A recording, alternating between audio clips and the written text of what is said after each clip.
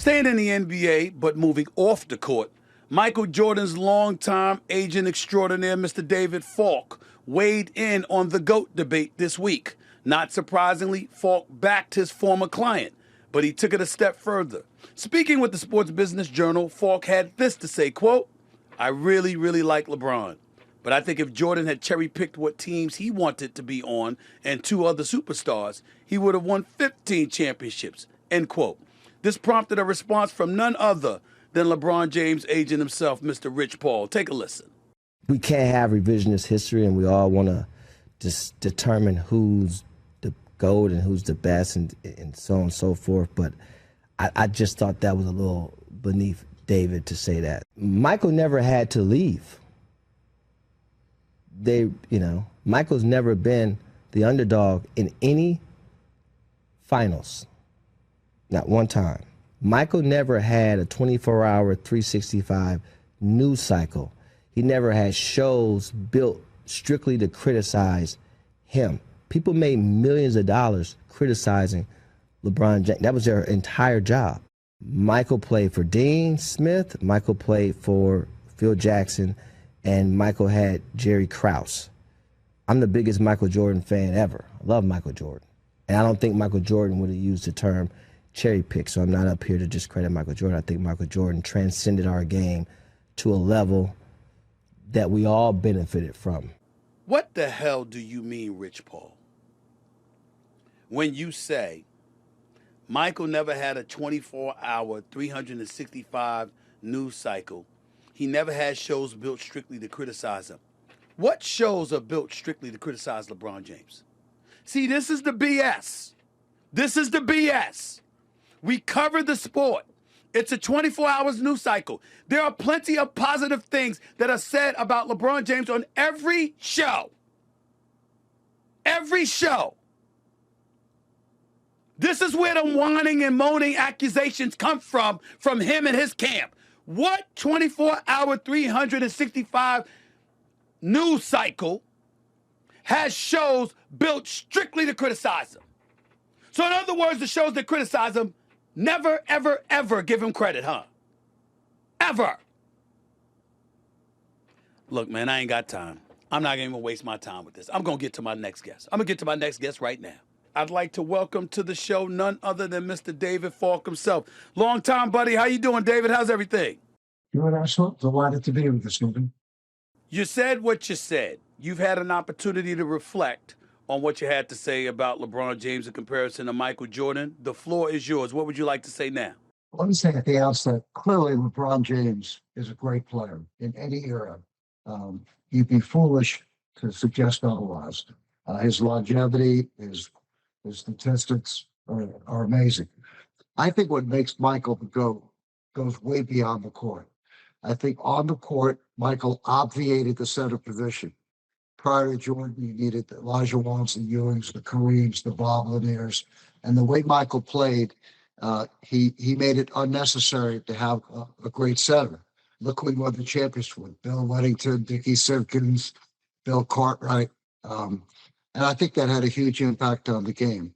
Secondly, and perhaps even more importantly, I think Michael individually broke down every barrier that existed for professional basketball players, and in particular African-American professional basketball players, to become national marketing brand ambassadors. So the whole generation of LeBrons and Kobe's and Steph Curry's having their own shoes and being in commercials did not exist before Michael came in the game. Magic didn't have it. Bird didn't have it. Dr. J didn't have it.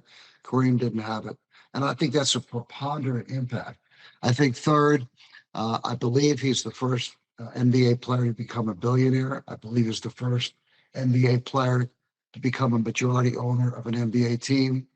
And finally, he had a tremendous impact on fashion. He changed the look of the way the players play with the long shorts. He made bald as beautiful. And so I think beyond comparing statistics, who had more points, who averaged more, even who had more championships, I think Michael's impact is extremely broad and deep in what he did to change the game. I don't think any other player in history had that kind of an impact. What do you make of people who would look, and I want to get far beyond those two individuals that we're talking about for the moment, but I got this one question to ask you. What do you make of folks and their assertions that the times that we're living in now, the advent of social media, the digital stratosphere, the microscope that is on players in today's game like never before. The impression is given that even the great Michael Jordan, with his unparalleled popularity. I compare him to no one. The only person I've ever compared him to was Michael Jackson, for crying out loud. That's how popular Michael Jordan was. When you listen to people talk today, they talk about the climate, the environment, the society that we're living in today, and they say it's far more invasive than it has ever been, which makes the road tougher for a guy like LeBron James compared to what Jordan had to endure during his playing career. You've been around a long time. You know this business like the back of your hand. What do you make of that, of those assertions? Clearly, social media has brought the fans closer to the players. Everyone can express their opinion. You don't have to work for a newspaper or a television station to have an opinion. But I think it's the natural tendency when you're the best at anything, there's a human tendency to try to tear people down. And certainly Michael had that because of his immense popularity. People criticize him, for example, for not being political enough, not expressing his desire for certain candidates. And so, sure, I think that the social media has changed the game. I also think if you want to be objective, the game has changed itself. I had this discussion about a month ago with Rod Thorne, who's a very dear friend of mine who drafted Michael Jordan. And he said to me, which I didn't know, he said, do you realize today that the average NBA team takes 1/3 more shots than they did in Jordan's era? So when Jordan averaged 38 points a game, if you increase that by a third, that means he would average 52. Now, I think Michael could have averaged, and Michael took 1.7 threes per game. That's all he took. I think he could have averaged almost anything he wanted if that was what was required to win. That's all he cared about, was winning. And I think his record of 6 out of 6 is the greatest in the history of the NBA. Never lost the championship.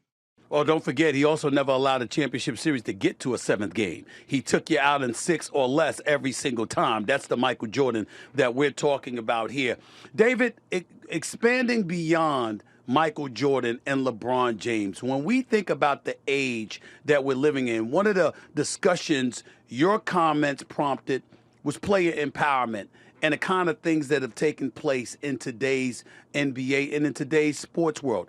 As an agent, looking at the state of affairs that exist, not just in the NBA, but professional sports, as it pertains to sovereignty involving players, player empowerment, et cetera, et cetera. What are the kind of thoughts that come to your mind as to what we're witnessing today and whether or not it's good or it's bad for the world of sports in this day and age? Great question. So number one, I believe that great players, have always been empowered. I think the biggest difference between today's generation of players and, if you will, Jordan's generation, the Magic's generation, is how the players exercise the power. Now, if you understand that in 1982, that was a long time ago, the NBA ushered in a salary cap. And for the last 43 years, the players have essentially owned 50% of the revenues. So they're 50-50 partners with the league. The only way players can make more money is to grow the business of the NBA.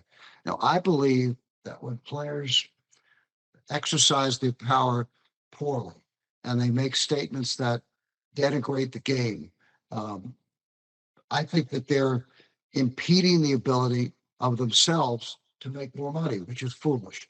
So I'll give you a couple of examples. You want to talk about player empowerment?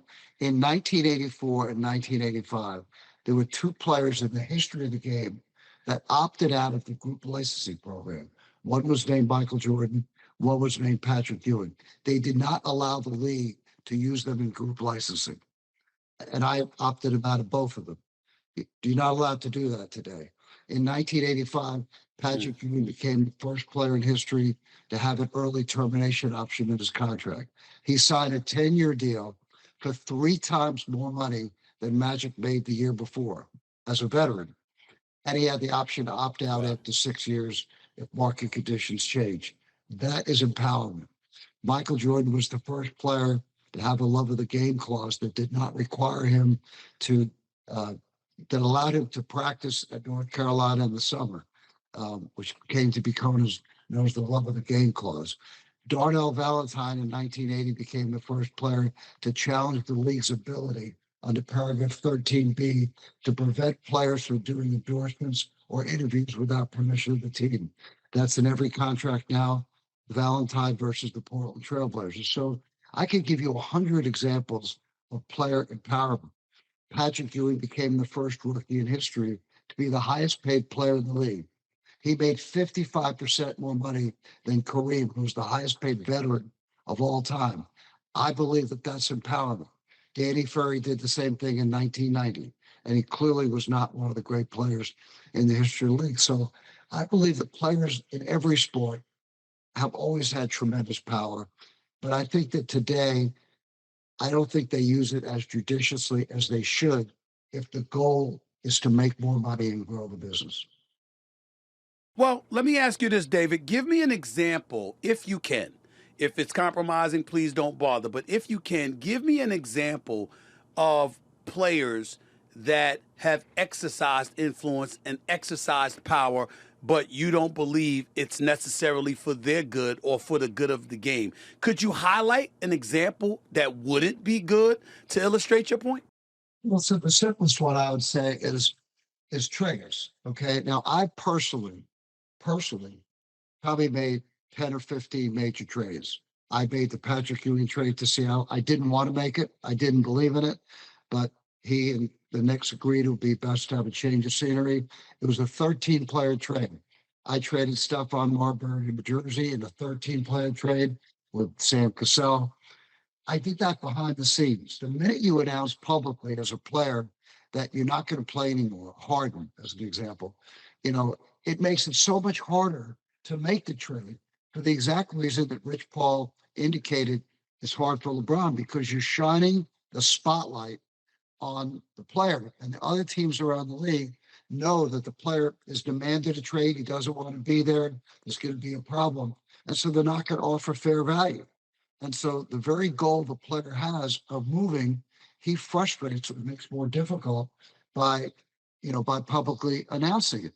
Now, the opposite of that, interestingly to me, and I'm a big Nico Harrison fan, is the fact that Dallas only talked to one team to trade Luka. Luka's one of the top 5 players in the league, and Yeah. there wasn't competitive bidding. I know they had their reasons for it. I don't understand all the dynamics. So I'm not here to criticize it, but it surprised me that if you're gonna sell one of the most valuable assets in the league, that you wouldn't want to have the highest level of competitive bidding. But the trade is the easiest example I could give you, Stephen. Or I'll give you an example on the agent side. Okay, I believe that every Okay. time an agent comes out publicly and says any of the following: my player's not getting enough playing time, he's not getting enough shots, not making enough money, the team is taking advantage of them, they are advertising that they've done a really lousy job of being an agent. Because if they were doing a good job, none of those things would be happening.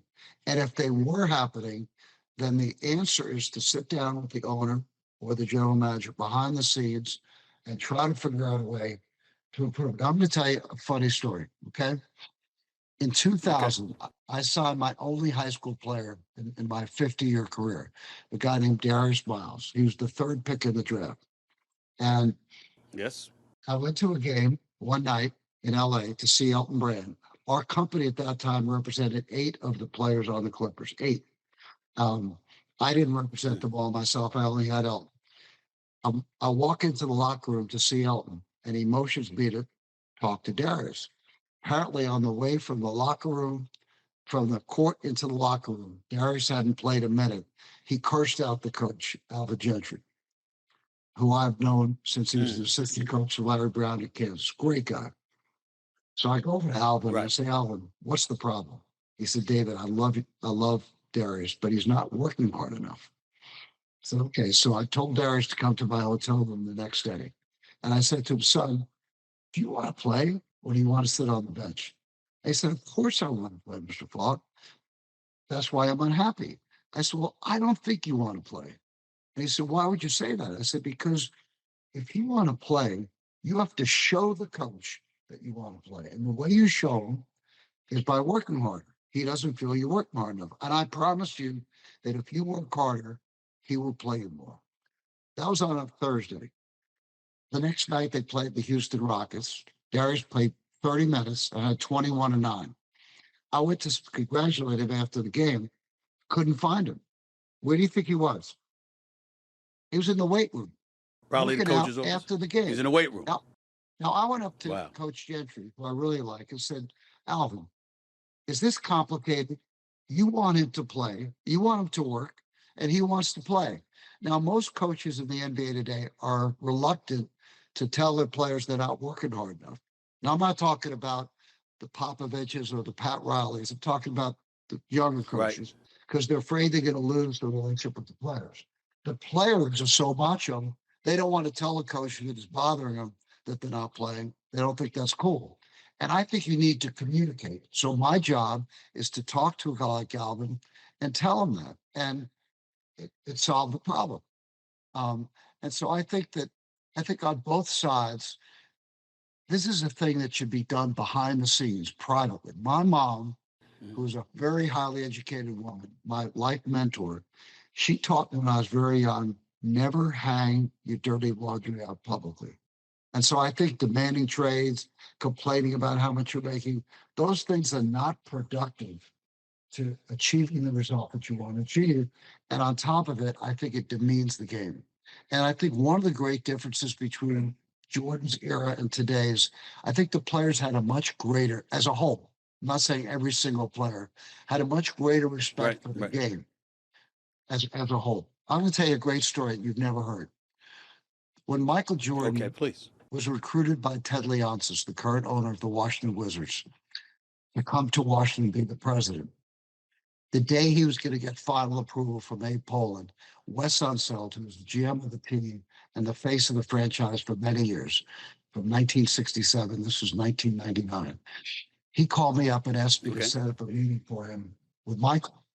I didn't attend the meeting, but apparently at the meeting, Wes told Michael he was going to leave when Michael came. And Michael told him, if you leave, I will not come. I respect you. You paved the path for young players like myself.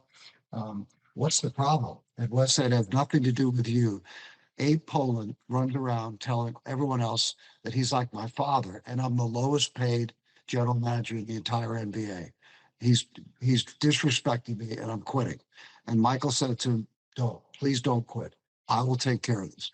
So went to Poland's house, and Poland says to him, I'm ready to hire him, very excited to hire you. What should I pay you?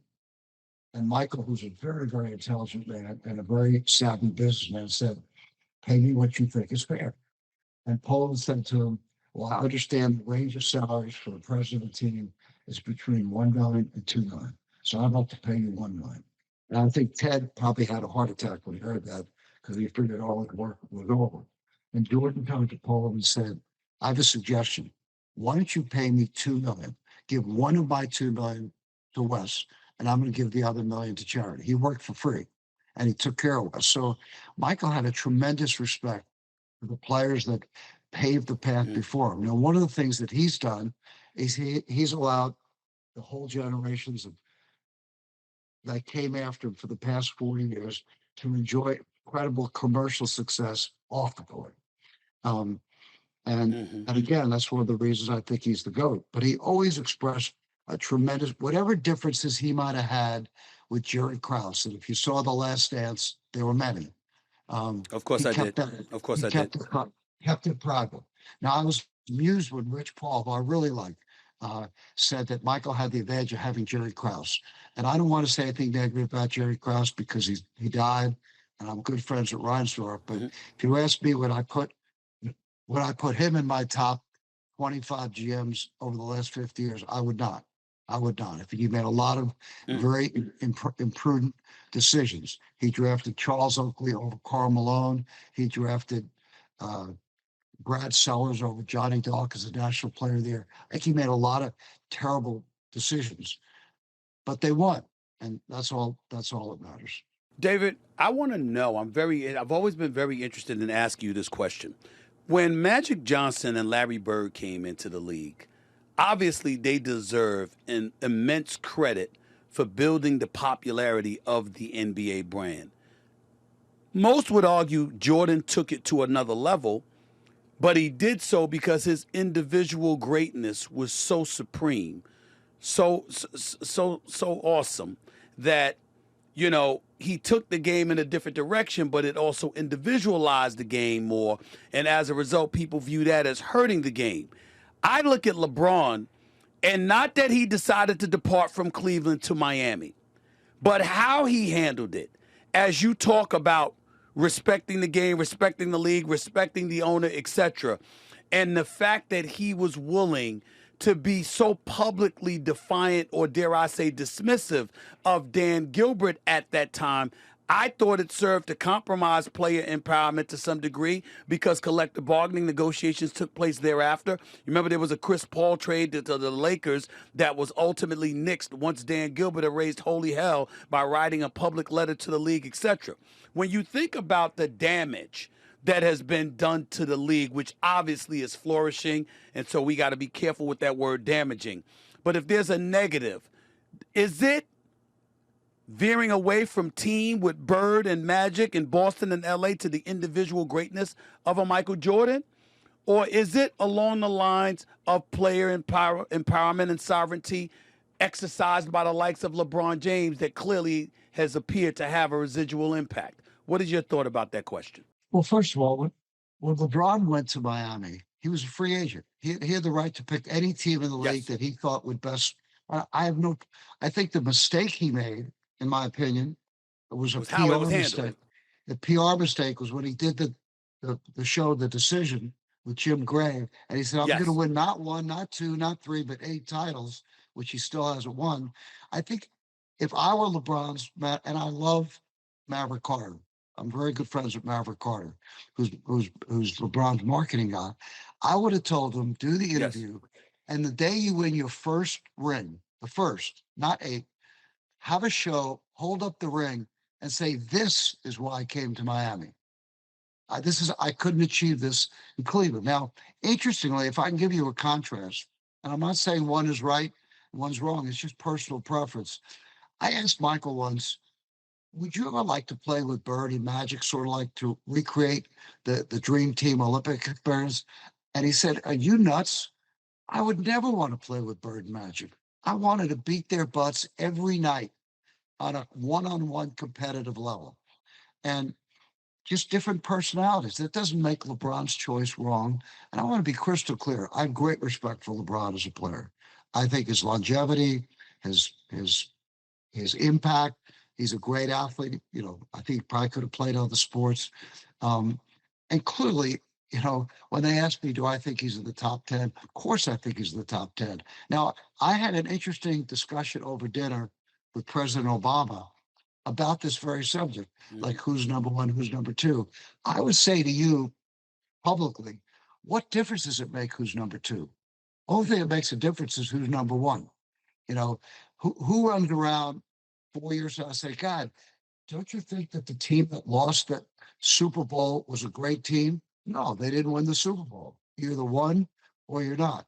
And clearly LeBron will be in the pantheon of great players for a lot of years. Now, you could say, arguably, that the greatest player was Bill Russell because he won the most championships, 11 out of 13. You could say Oscar Robertson was the greatest player because he averaged a triple-double. When Michael was asked in Cleveland, when they presented the top 75 players of all time, who do you think is the greatest player of all time?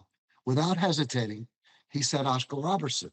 When they asked LeBron, who was the greatest player of all time, without hesitating, he said LeBron James. Now, if someone asked me, who do you think is the greatest agent ever of all time? I'd say Larry Fleischer.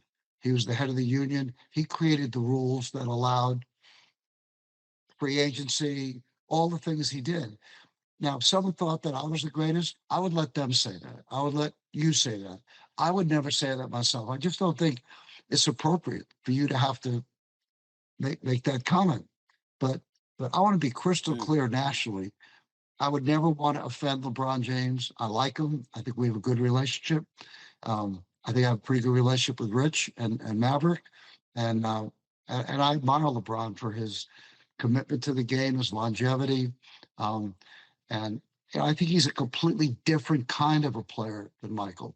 Most people that I respect in basketball, if you were comparing Kobe and LeBron, say Kobe's more like Michael and LeBron's more like Magic. And I think you mm, make an argument that Magic Johnson is one of the greatest players of all time. Now think about this, Stephen. Okay, yeah. in 1979, Okay. in the NCAA final, Magic squared off against Bird. At the time, it was the That's right. highest Beat him. rated game in the history of basketball at any level. Magic won. 1 year later, the Lakers are playing Philly in your home in the NBA Finals, and in game That's Kareem right. gets hurt. Magic plays center. I don't know the exact. I think he had 37 and 14. Had the baby hook to No, win the no. He had game. 42. He had 42. He had 42. Yep. 42 and Yeah. 17. Right, huge rebounds. He Yeah. he won the 42. game. Right. Was the Finals MVP and Rookie of the Year.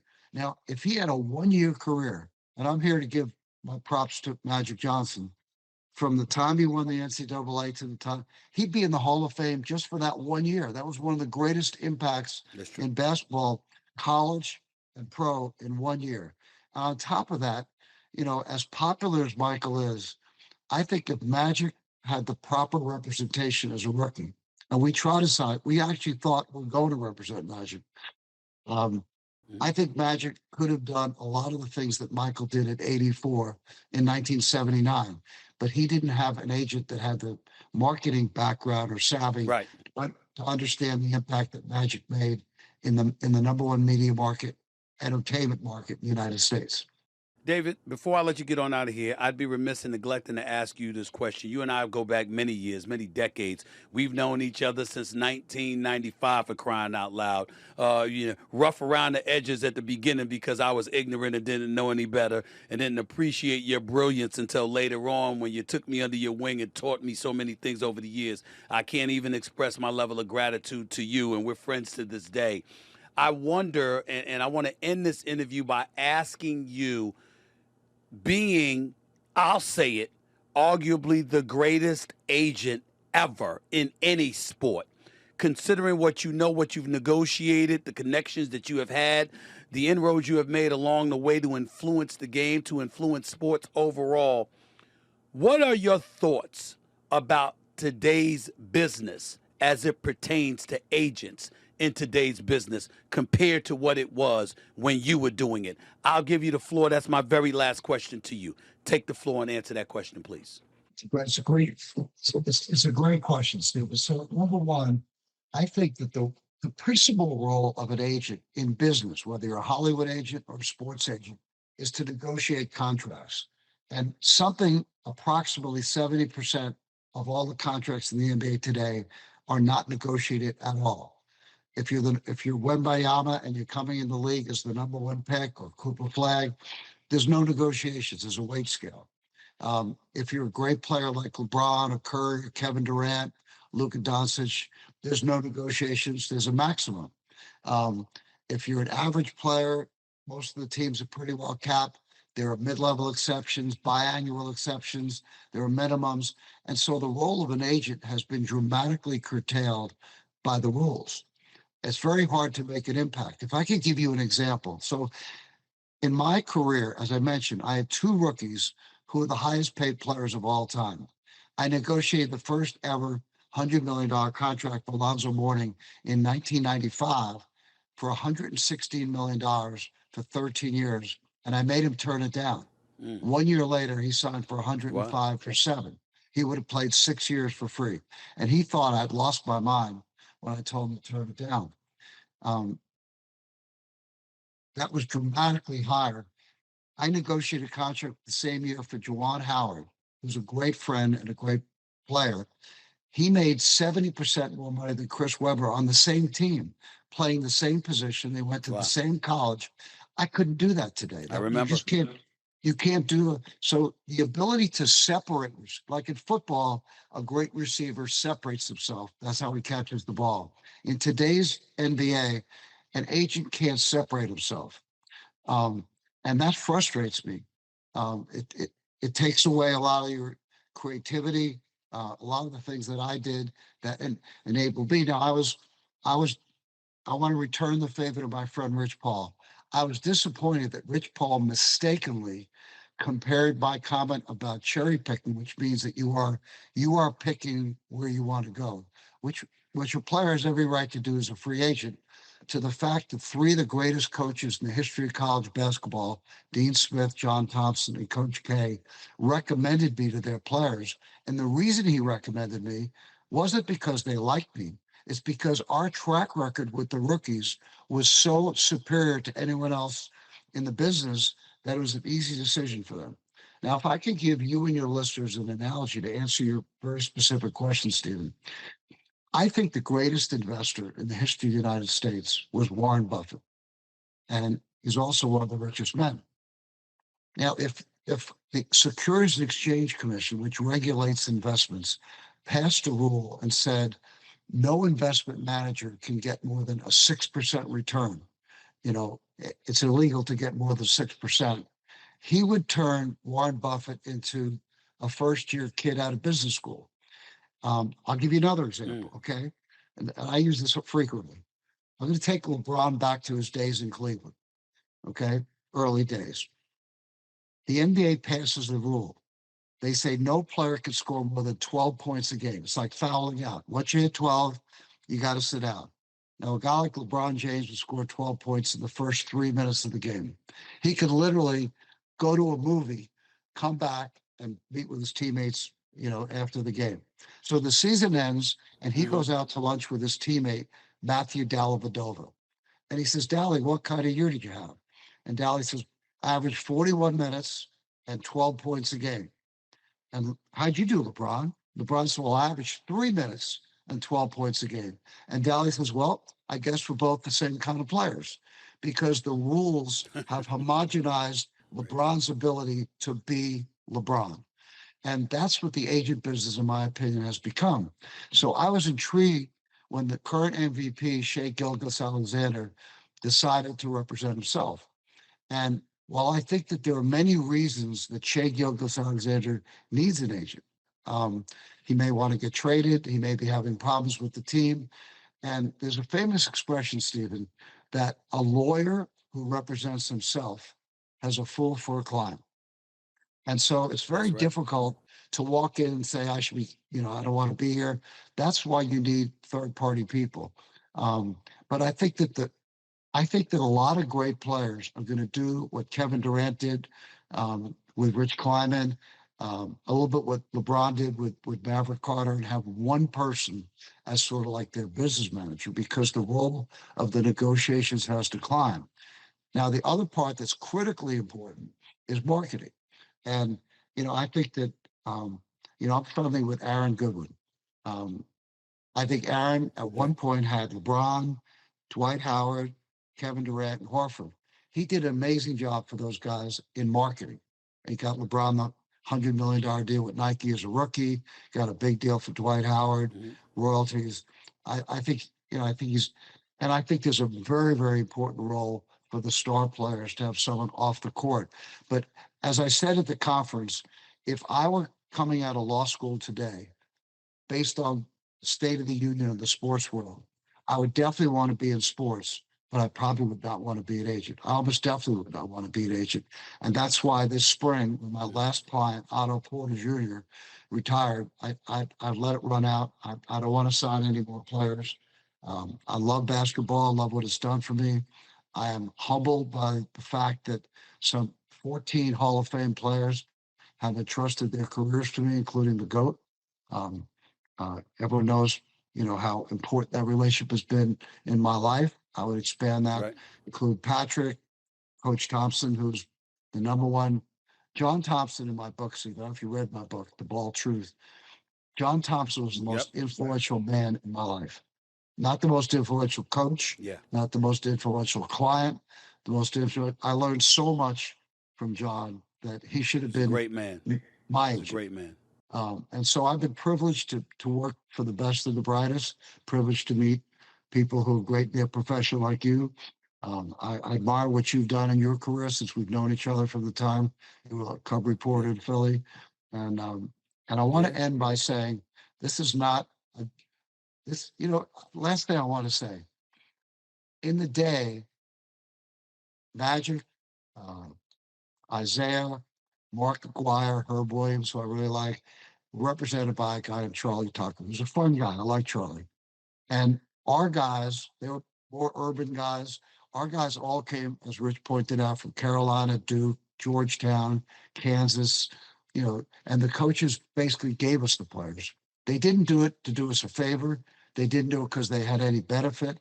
They did it because they wanted their players to make the most money that they could. Um, and there was sort of it was like the Bloods and the Crips. There was sort of a little competition during the All-Star game in '85. I wouldn't name names. Some of the players from that group tried to recruit Michael to leave us and go with Charlie Tucker. Mm-hmm. And Michael was really offended because he's such an incredibly loyal person. And so it's not a battle between Michael and LeBron. I think they're two of the greatest players in history, not necessarily the two greatest players, Right. two of the greatest players in history.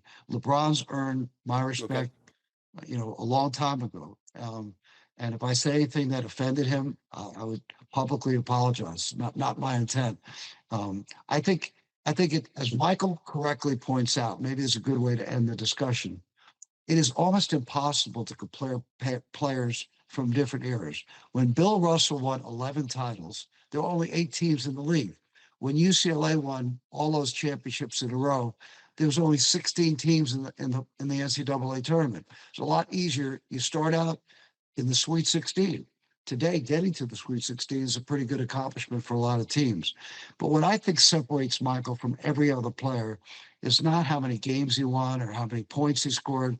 It's the impact that he made on the game in so many different areas, as I mentioned earlier, being the first player to be a majority owner, the opportunities that he personally and individually created.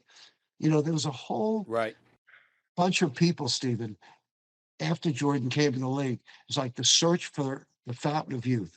They want to know, was Harold Miner, nicknamed Baby Jordan, was he going to be the next guy? Was Penny Hardaway going to be the next guy? At one point, it was going to be Ron Harper was going to be the next guy. And the truth is, there'll never be another Michael. There just won't. He came from an incredible family, 2-parent family, incredible coach. And so let's leave it that, let's leave it that way. Well, listen, we'll leave it that way. I mean, Michael Jordan is my GOAT as well, but that's no disrespect to LeBron James. There's no disrespect in being perceived as one of the top 2 players in the history of basketball or anything like that. But the bottom line is this: no matter how grateful we all are to have seen great players and have witnessed the greatness of guys like them, I've also been very, very grateful and very lucky to witness the greatness of you, my man. We go back decades, and I appreciate all you've done to edify me and help me along the way in my career. And I'm honored to have had this conversation with you, David Falk. You're one of the best ever. So I really, really appreciate you taking time out of your busy schedule to sit down with me and talk with me about this subject. All right, you take care of yourself, okay? We'll talk soon. Thank you for your kind words. I'm very grateful. All right, my man. Take care. The one and only David Falk right here on the Stephen A. Smith Show of the digital airways of YouTube and, of course, iHeartRadio.